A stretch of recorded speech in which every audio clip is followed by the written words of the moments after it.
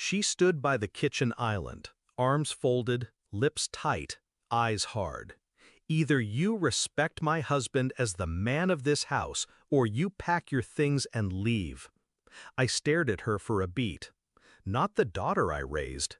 No warmth in her voice, just steel sharpened by someone else's hand.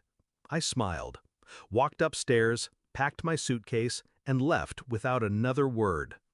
7 days later, my phone buzzed with 22 missed calls, all from her. I didn't answer, because by then, the house wasn't hers anymore.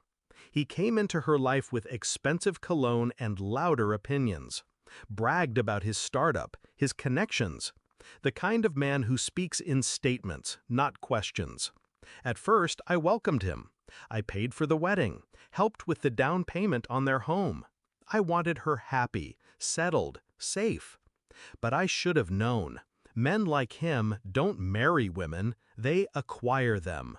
The changes were subtle. She stopped calling as much, stopped asking for advice, started repeating his words like scripture. Mom, you're overstepping. Mom, you don't understand modern marriage. Mom, just let him lead. He started calling me old-fashioned to my face, mocked the food I made, smirked when I offered help, and she laughed along with him.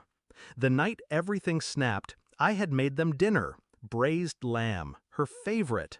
He didn't show up till 10, reeked of liquor and arrogance. Sat down, didn't greet me, took one bite and spat it into a napkin. Tastes like boiled shoes. She laughed. Then she turned to me and said those words, serve him or leave. She thought I left quietly. She didn't know I took more than a suitcase. I took the title deed. Because the house, I never signed it over. It was still legally mine.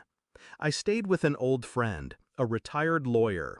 He helped me draft the papers, eviction notice, freezing the joint account I had helped open, reclaiming assets tied to the property. All legal, all clean. But that wasn't enough. He needed to fall publicly. So I started digging. You'd be surprised what men like him hide behind leased cars and designer watches. Turns out his company was a shell.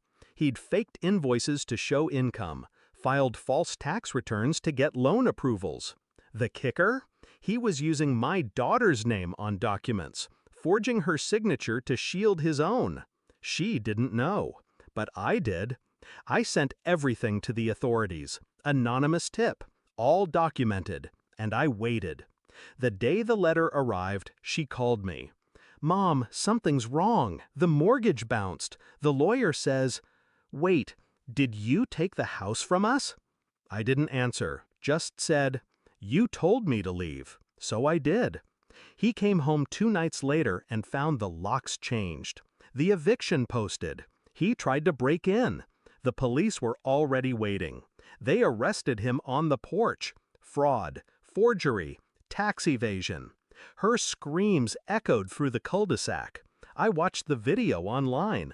A neighbor filmed it. It went viral.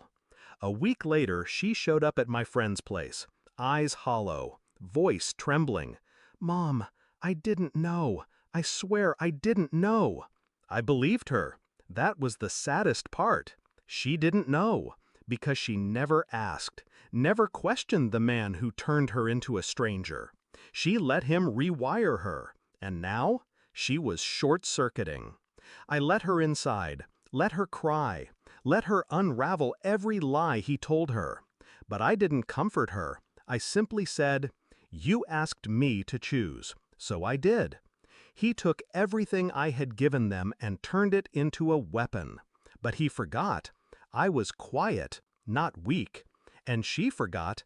I built everything she lived in. She thought I left defeated.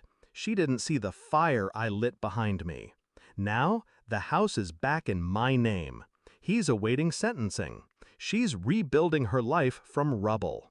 We talk, sometimes, not as mother and daughter, but as 2 women who were both betrayed.